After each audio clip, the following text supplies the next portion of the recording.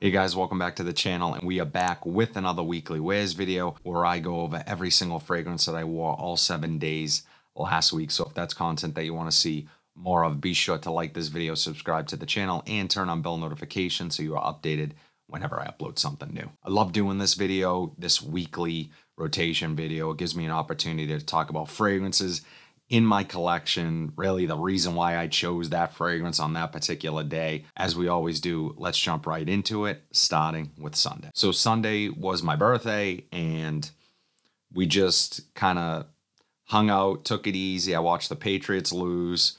We ordered some pizzas from one of my favorite pizza shops that I just grew up eating. Amazing pizza. Shout out to Linwood.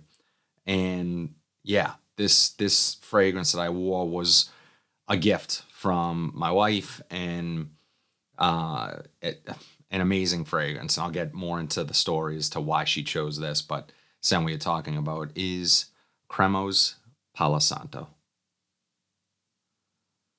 Now, Palo Santo is, first let me start by saying that Cremo, amazing, inexpensive brand for fragrance. And you guys, Spice and Black Vanilla, another popular fragrance from the house, they have a whole line of fragrances in the air right now. I'm picking this up and it just smells really fantastic.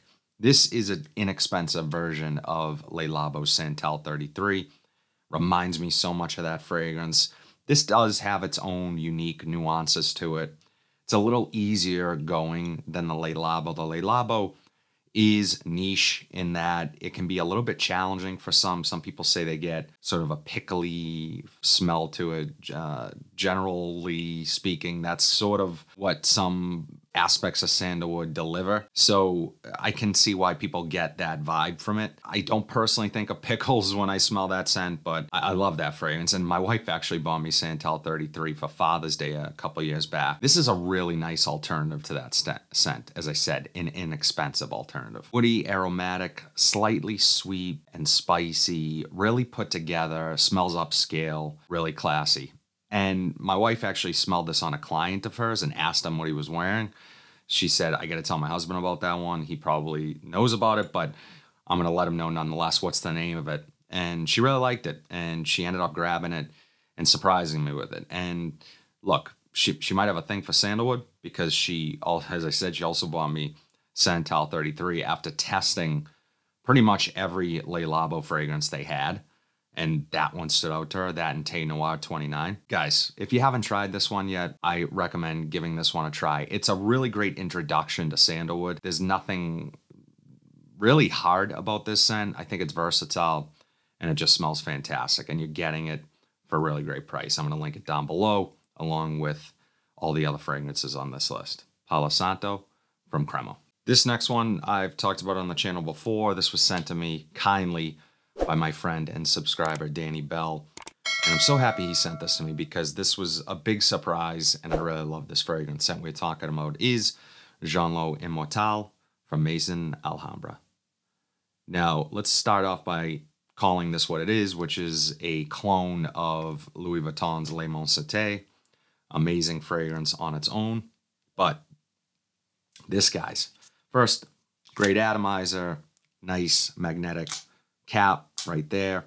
But what I hate about this is the fact that this is a blatant copy of Le Mont Cité, of Louis Vuitton's presentation and their fragrances.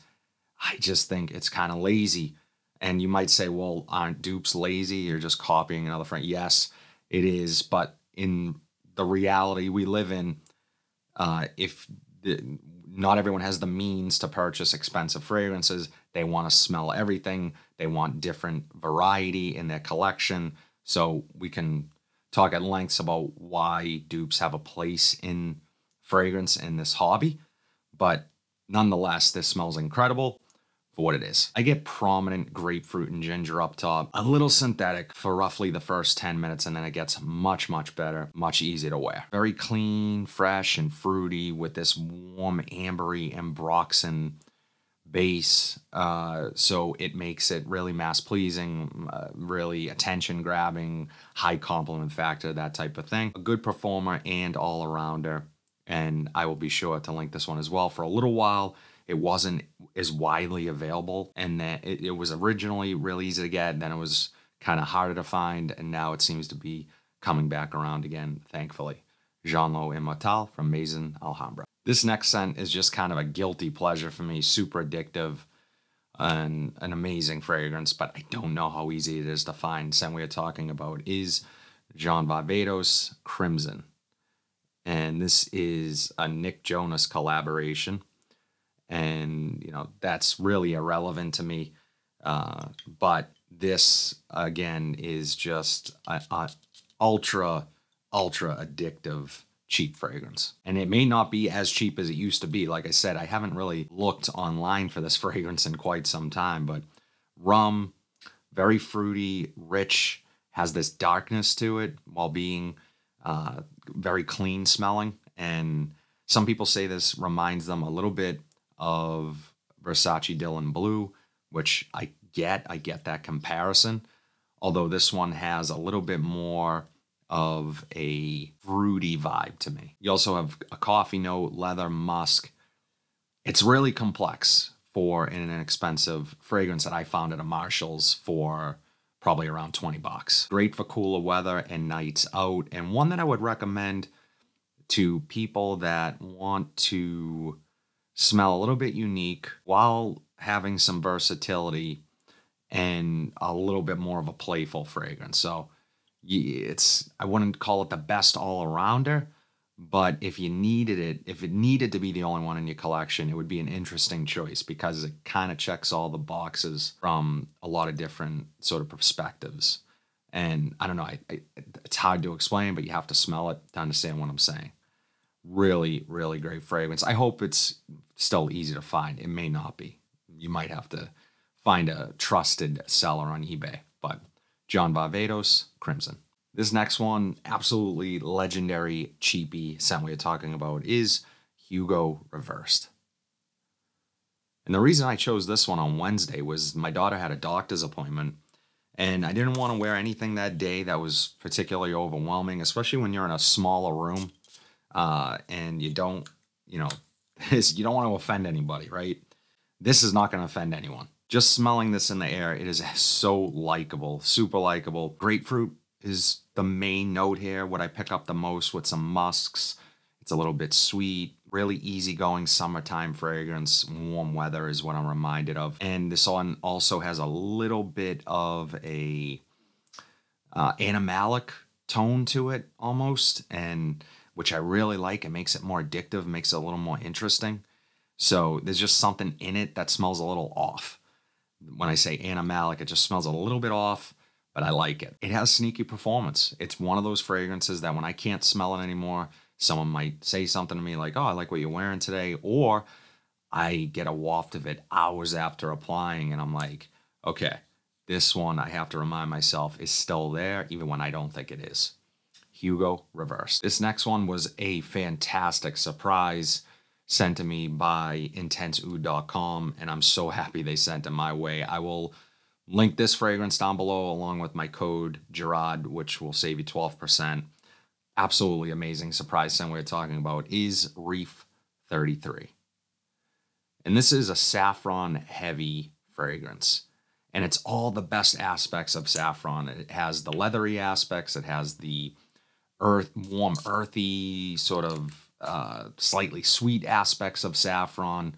Amazing. It's really the perfect time of year as well to grab this one because I just imagine wearing this in cooler weather. I wore this on my wife's birthday on Thursday. We went and grabbed lunch at this taco bar, kind of the perfect spot. And how I wore this, it was a little bit cool that day. So I had like a shacket, like an overshirt, some jeans, some boots. And yeah, this thing is super versatile. You'd be surprised. I think this is one that you could easily wear day to night, so you can wear it to the office and out that evening. But like I said, we grabbed an early lunch.